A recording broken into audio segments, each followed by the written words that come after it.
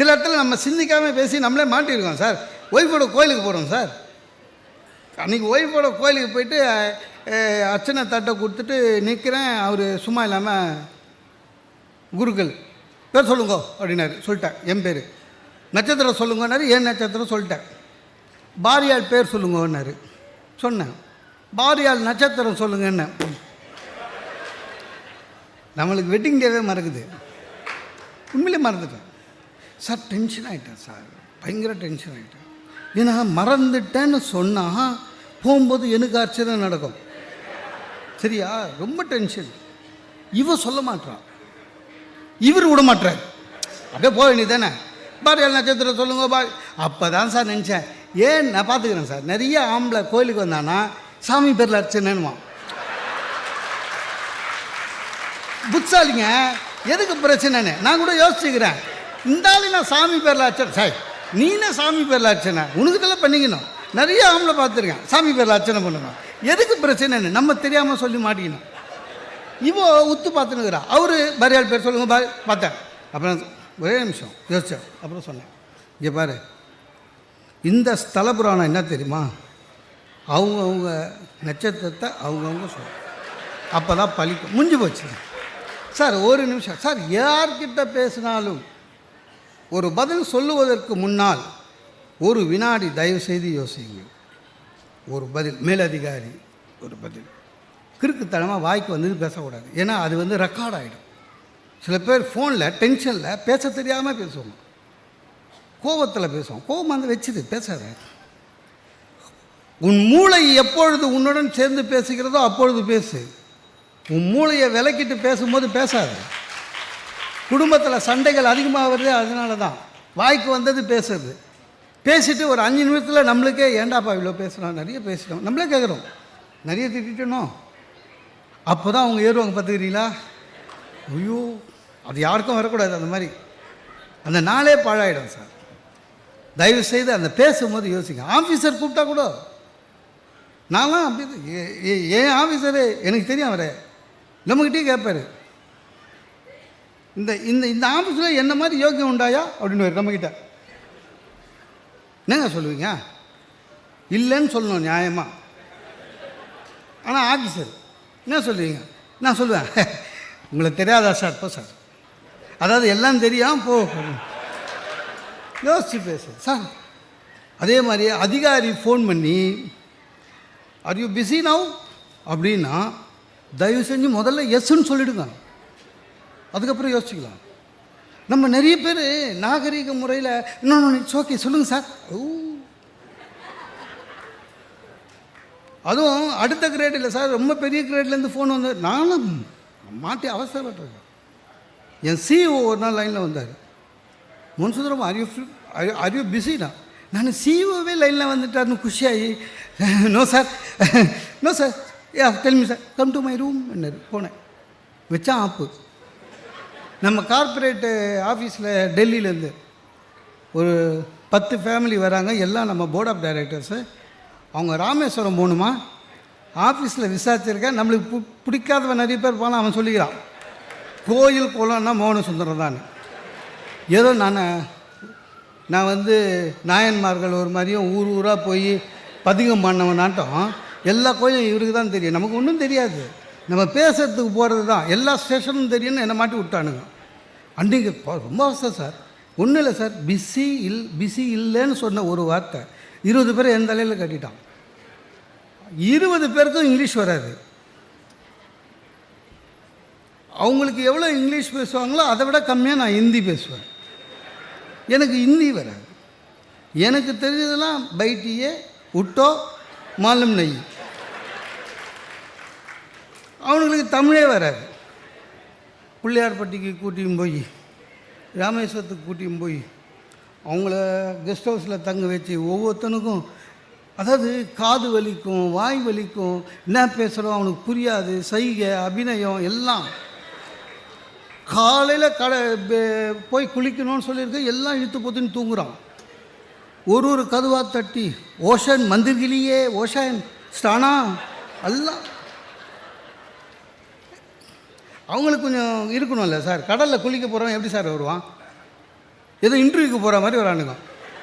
Watch, மோதிரம், அவங்க எல்லாம் வாங்கி, ஷூ வாங்கி, செருப்பு வாங்கி, சாக்ஸை வாங்கி எல்லாத்தையும் வச்சு போய் குளிங்கடா, போய் ஒரு முக்கு முக்கிட்டு வாங்கடான்னு. அதில் இன்னொரு விசேஷம்னா ஒருத்தன் கண்ணாடியோடு போயிட்டான். முங்கியன்னா கண்ணாடி போயிடுச்சு. அவன் என்ன பார்த்து கிளாஸ் போக்குறான். அது இன்னும் யாழ்ப்பாணம் போயிருக்கோம் வா நீங்கள். அப்புறம் ஒரு ஐயரை கூப்பிட்டு இதெல்லாம் பண்ணணும், சங்கல்பம் பண்ணோன்னா ஒரு ஐயரை கூப்பிட்டு இவனுக்கு 10 பேரையும் உட்கார வச்சான். அவர் திருப்பி சொல்லணுன்றது அதுவே சொல்ல தெரியல இவனுங்களுக்கு. நான் சொன்னேன், நான் சொல்கிறேன் அதே மாதிரி சொல்லுங்கன்னு 2 வார்த்தை சொன்னேன் சார்.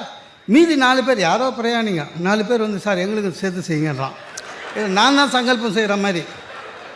ரொம்ப கொடுமை சார். அதில் அங்கே உங்களுக்கு தெரியாது, ராமேஸ்வரத்தில் நிறைய புண்ணிய தீர்த்தம்னு கிணறு இருக்கும்.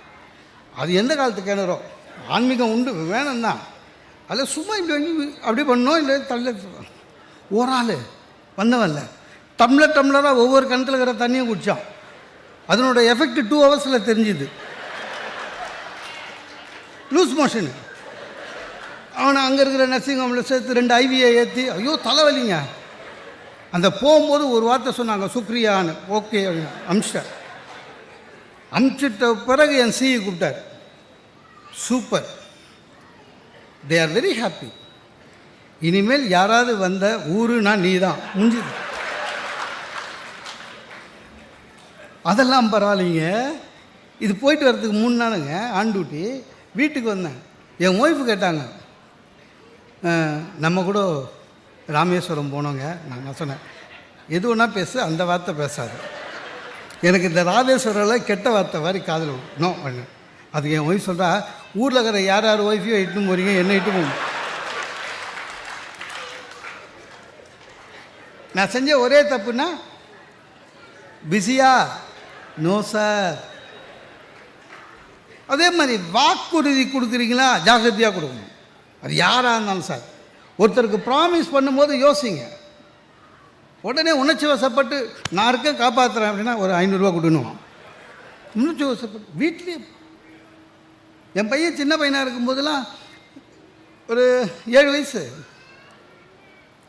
வீட்டுக்கு வந்தோன்னா ஒய்ஃபு ரொம்ப டென்ஷனாக இருப்பாங்க. என்னென்ன சமையல் பண்ணணும், இது பண்ணணும், அது பண்ணணும், குழந்தைய பார்த்துக்கணும். ஒரு ஆள் எவ்வளோ வேலையை பார்த்துக்குது. நானும் யோசித்தேன் ஒரு நாள், சிச்சி பாவம், சமையல் பண்ணணும், துணி துவைக்கணும், எல்லாம் பண்ணுறாங்க, குழந்தையும் பார்த்துக்கிறாங்கன்னு. ஆனால் சிந்திக்காமல் என்ன பண்ண, ஒரு வாக்குறுதி கொடுத்தேன். என்னென்ன, நான் 5 மணிக்கு ஆஃபீஸ்லேருந்து வரேன்ல, குழந்தைய அதுக்கப்புறம் நான் பார்த்துக்கிறேன்னு. ஃபினிஷ்ட். அப்புறம் தான் சார் தீவிர புலன் விசாரணையில் உண்மைலாம் தெரிஞ்சுது. என்னென்னா இவங்க செய்கிற வேலையிலலாம் அவன் தூங்கிடுறான் சார். அவன் தூங்கி 5 மணிக்கு ஃப்ரெஷ்ஷாக வாழ்த்தனம் காமிக்கிறதுக்கு ரெடி ஆகலாம் பாரு, அப்போ தான் நம்மக்கிட்ட வரான். இவங்க 5 மணிக்கு டிவி கிட்டே போயிடுறாங்க. அவனை தூங்க வச்சிருது மத்தியானம் நல்லா ஃப்ரெஷ்ஷாக. அவன் நல்லா தூங்கிட்டு பிரிஸ்காக இருக்கான். வாழ்த்தனம் பண்ணுறதுக்கு சோஃபா மேலே ஏறுவான், எஸ்கிமோ மாதிரி நடப்பான், அந்த மார்க்கர் எடுத்து செவரு ஃபுல்லாக கிறுக்குவான். அது இல்லாமல் இன்னொரு பிரச்சனை, தூக்கி வச்சுக்கணும் அவனை. நம்ம குழந்தை தான், ஆனால் ஒரு 8 கிலோ தூக்க முடியல, தூக்கி வச்சுக்கணும். அதில் இன்னொரு பிரச்சனைனா தூக்கி வச்சுன்னு வீட்டிலே இருக்கணும். நான் அப்படி தூக்கி வச்சுன்னு எதிர்க்கு போய் அந்த ஆண்டி வர்றா டாட்டா சொல்லு ஆண்டிக்கு. ஒரு ரிலேஷன்ஷிப்புக்கு நம்ம லெவலில் ஒரு பிஆர் பண்ணுவேன். ஆண்டி பேர் ஆண்டிக்கு டாட்டா சொல்லு, ஆண்டிக்கு டாட்டா சொல்லு. ஒன்றும் ஓன்னு அழுவான். ஏன்டானா அவனுக்கு வந்துல இடுப்பு என் இடுப்பில் இருக்கணுங்க. ஆனால் அவங்க அம்மா கிட்டே நின்றுங்கன்னா அவங்க அம்மா மூஞ்சியே பார்க்கணும். அவனுக்கு அது அம்மா பிடிக்குது.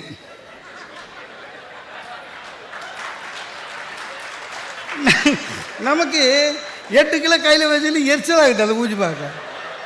எப்போ பாரு குழந்தை தூக்கிங்க, வேடிக்கை காட்டுங்க, குழந்தைய தூக்கிங்க, என்னங்க வேடிக்கை காமிக்குது அந்த 900 ஸ்கொயர் ஃபீட்டில் வேடிக்கை காட்டுங்க. என்னதான் வேடிக்கை காமிக்குது? டாக்டர் வீட்டுக்கு போனால் கூடங்க டோக்கன் கொடுத்து உட்கார வைப்பாங்கல்ல, குழந்தை கையில் கொடுத்துருவான். குழந்தைக்கு வேடிக்கை காமிக்க. ஏங்க டாக்டர் வீட்டில் என்னங்க வேடிக்கை காமிக்குது? அப்படியே கூட்டி போய் நர்ஸை காமிச்சேன். நர்ஸு பாடுறானே, அவன் அதை பார்த்து ஒன்று அழுகுறான். அவனுக்கு தெரியும் அந்த அம்மா ஊசி குத்தோன்னு, ஏற்கனவே குத்தி இருக்குது. ஒரு கல்யாண வீட்டுக்கு போகுங்க, கல்யாண வீட்டுக்கு போகும்போது என்ன பண்ணுவோம், போகும்போது நல்லா ஏங்க டிஃபன் சாப்பிட்ருங்க முதல்ல, போங்க சரி நம்ம மேலே அன்பாக சொல்கிறாளாக்கான்னு போய் சாப்பிட்டு வந்துட்டா சார். சாப்பிட்டீங்களா? அது குழந்த கொடுத்துட்டு அவள் ஜோதியில் ஐக்கியமாயிடுவான். அதுக்கப்புறம் லஞ்ச் வரையும் காணவே இல்லை. இந்த ஸ்னகின்னு ஒன்று இருக்குதுல்ல, அதை மாட்டி விட்டால் முடிஞ்சு போச்சு அவங்க வேலை. நம்ம எல்லாத்தையும் தூக்கின்னு அலையணும்.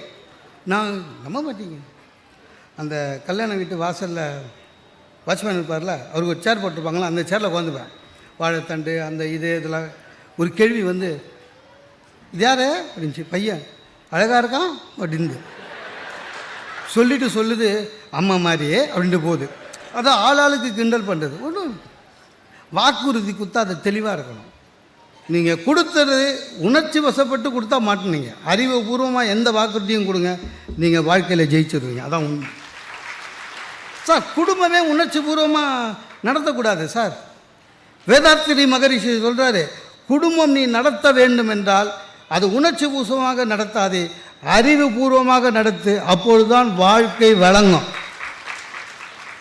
குழந்தைங்களுக்கு கற்றுக் கொடுக்கறது கூட நம்ம உணர்ச்சி. இப்போ பாருங்களேன், நிறைய வீட்டில் குழந்தைங்கள சாப்பிட வைக்கிறது, கதை சொல்கிறதுலாம் கிடையாது,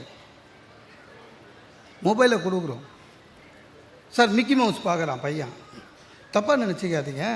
வளர்கிற குழந்தைகளுடைய மூளை எப்படின்னா, எதை அடிக்கடி பார்க்குறாங்களோ முகம் அதுபோல் மாறும். இது ஆய்வு சொல்லுது. நீங்கள் மிக்கி மவுஸே பார்த்துருந்தான் வச்சுக்கலாம், வளர்ந்தானா எலி மூஞ்சா இருப்பான். கதை சொல்லுங்கள் தயவு செஞ்சு, நிலாவை காமிங்க. சரி, நம்மளே நிலா பார்த்து நாளாச்சு. எத்தனை பேர் சார் சூரியனை பார்த்துருக்கோம் கடைசியாக நிமிந்து? எத்தனை பேர் நிலாவை பார்த்துருக்கோம் நிமிந்து? எப்பவும் டென்ஷனாக சுற்றுறோம். சிந்திக்கணும், எதுவாக இருந்தாலும் சிந்திக்கணும். குழந்தைக்கு சொல்லிக் கொடுக்கறது சிந்திக்கணும். அவசரப்பட்டு குழந்தைகிட்ட பேசக்கூடாது. குழந்தை சார், ஒரு குழந்தை கெட்ட வார்த்தை பேசுது சொல்லாதீங்க. அந்த மாதிரி குழந்தை தானாக கெட்ட வார்த்தை பேசலை, அது கேட்ட வார்த்தையை தான் பேசுகிறது. நீ வீட்டில் கெட்ட வார்த்தை பேசுனா பேசும். குழந்தைகிட்ட சொல்லிக் கொடுங்க. தீபாவளிக்கு அப்பா பட்டாசு வாங்குறாருங்க. வாங்கின பட்டாசு எப்போவுமே எல்லா அப்பாவும் இன்க்ளூடிங் மீ என்ன பண்ணுவோம்? தீபாவளிக்கு பையன் கேட்குறான்னு நிறைய வாங்கிடுவோம். ஆனால் எல்லாத்தையும் வெடிக்க அலோவ் பண்ண மாட்டோம். இல்லை, பாதி 8 வை எதுக்கு? கார்த்திகை தீபம். அந்த கார்த்திகை தீபம் என்னென்னா அந்த பையனுக்கு சொல்லி தர மாட்டோம். இல்லை, பாதி 8 வை, இன்னொரு வாட்டி இன்னொரு பண்டிகை வரும், ஃபெஸ்டிவல் வரும், பூஜை வரும். அப்போ அவன் நைட்டை எப்போ தீபாவளி முடிஞ்சு அதே தான் பார்த்துட்டு போவான். அவங்ககிட்ட சொல்லணும். ஃபெஸ்டிவலுக்கும் பூஜைக்கும் இருக்கிற வித்தியாசத்தை குழந்தைக்கு சொல்லிக் கொடுக்கணும். ஒன்று மகிழ்ச்சியாக கொண்டாடுவது, ஒன்று பக்தியாக கொண்டாடுவது. இல்லை, அதெல்லாம் சொல்லும், யாரும் சொல்கிறதில்ல. அன்னைக்கு தீபாவளி முடிஞ்சு அமாவாசை, மாலை அமாவாசை. பையனுக்கு இன்றைக்கி ஏதோ வீட்டில் விசேஷம்னு தெரிஞ்சு போச்சு. அப்பா கிட்ட போய் கேட்டான், அப்பா பட்டாஸ்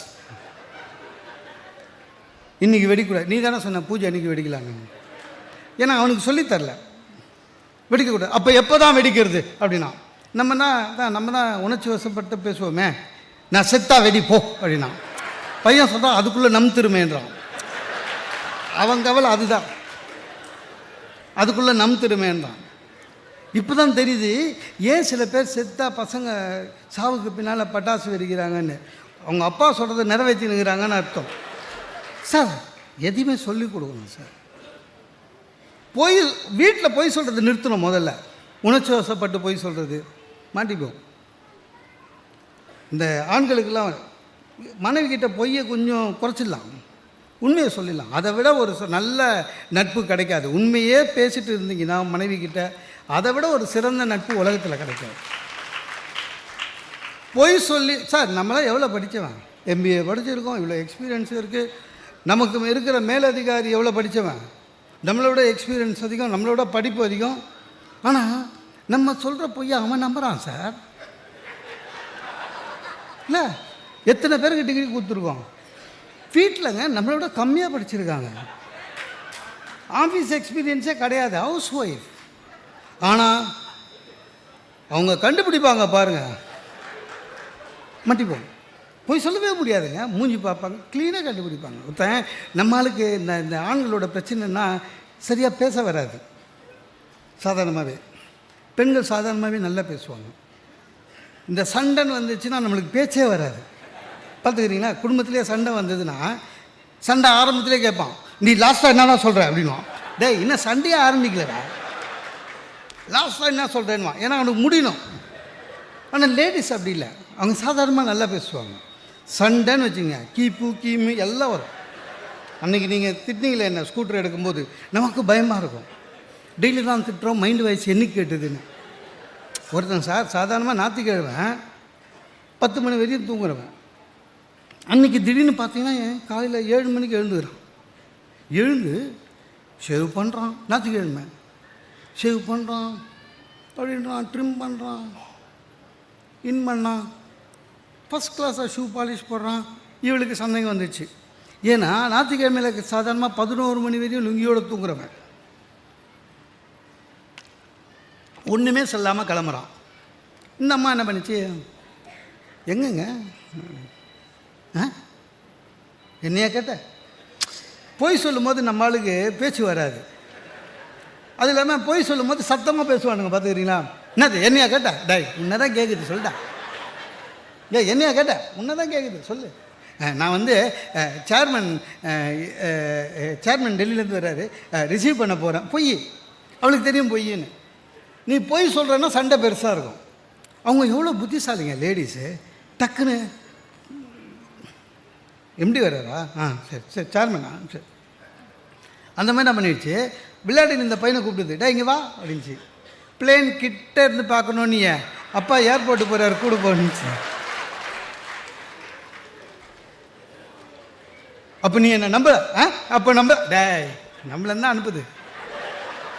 உண்மையை சொல்லு.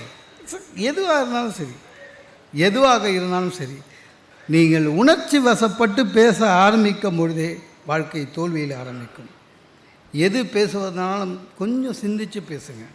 சிந்தித்து பேசினால் தெளிவு பிறக்கும். உங்களுக்கும் சரி, கேட்குறவங்களுக்கும் சரி.